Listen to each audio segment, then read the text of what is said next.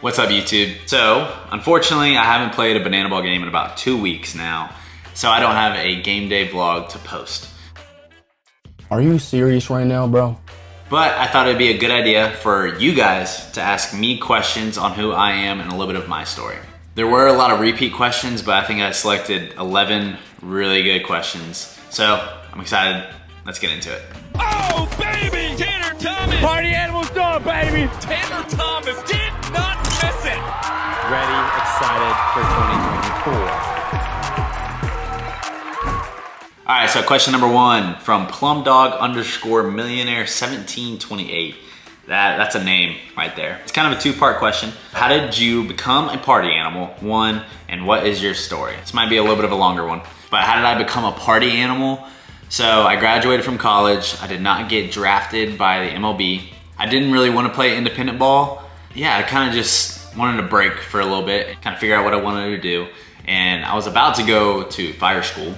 Signed up for it, I did the physical test. I sat through orientation, but at the end of it, I was like, I don't want to do this. I want to play some baseball. And luckily around that same time, Christian Dearman, so shout out to Dearman here, he shared a link with me for a banana ball tryout. I knew what banana ball was. I played in the college summer league in 2018 and 2019. I had the most fun ever playing baseball there. I didn't even second guess it. I had to go to that tryout. I wore a pizza slice. A lot of guys wore costumes, but I wore a pizza slice and went through the whole tryout. Obviously, it's not your typical tryout. There's a lot of dancing involved. Banana ball obviously has a lot of different rules compared to MLB baseball. Party Animals, best team, in my opinion. I guess part 2 of this question, my story is I'm from Jacksonville, Florida.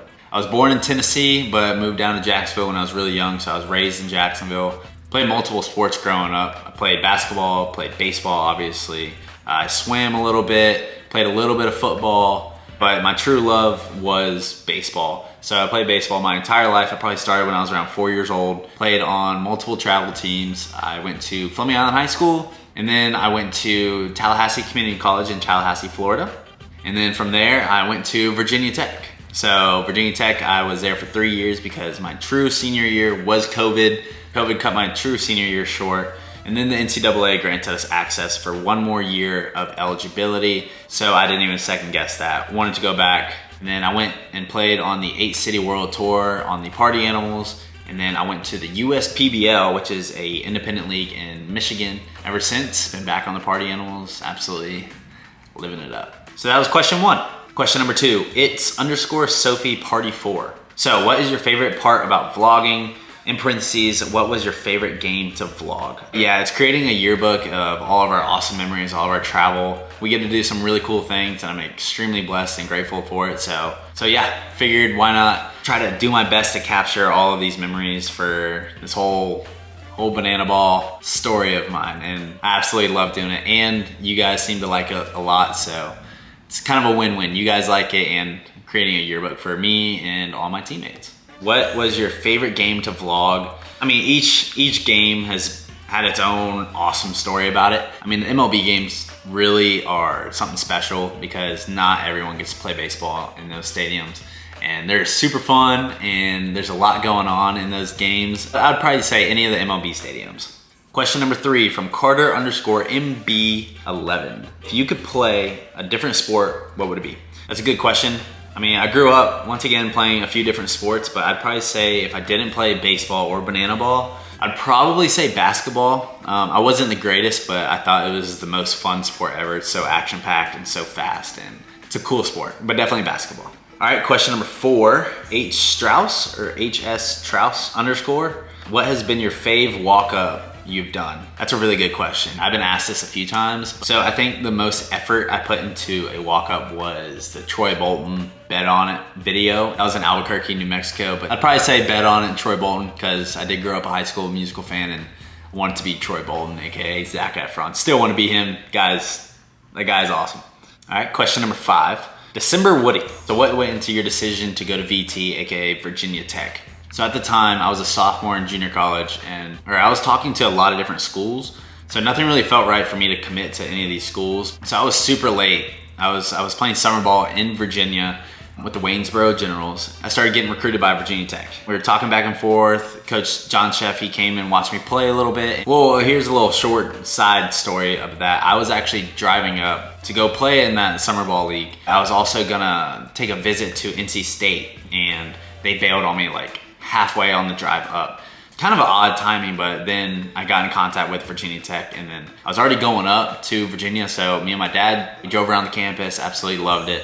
And then back to baseball, took another visit by myself at Virginia Tech, and I absolutely fell in love with it. Fell in love with the campus, the atmosphere, the colors, just everything about Virginia Tech, absolutely loved. I'm so grateful that I went to Virginia Tech. It was literally the best time of my life.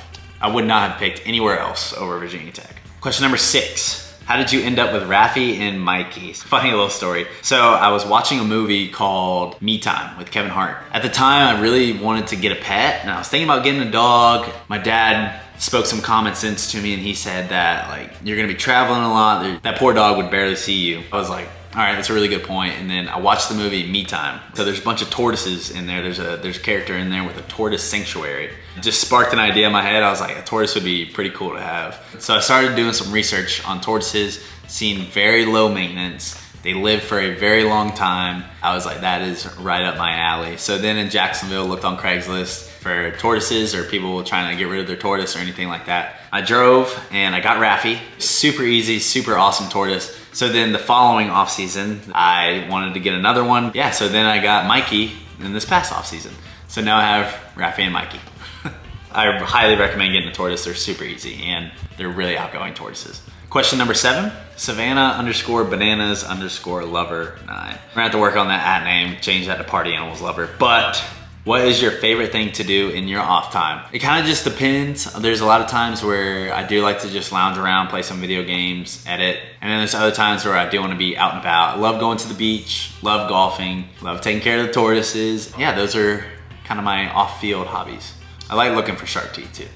All right, question number 7, Piper Joe 06. What's your favorite thing about playing banana ball? So my favorite thing about playing banana ball is how many people we impact. So this season, 2024, we are playing in front of 1 million fans.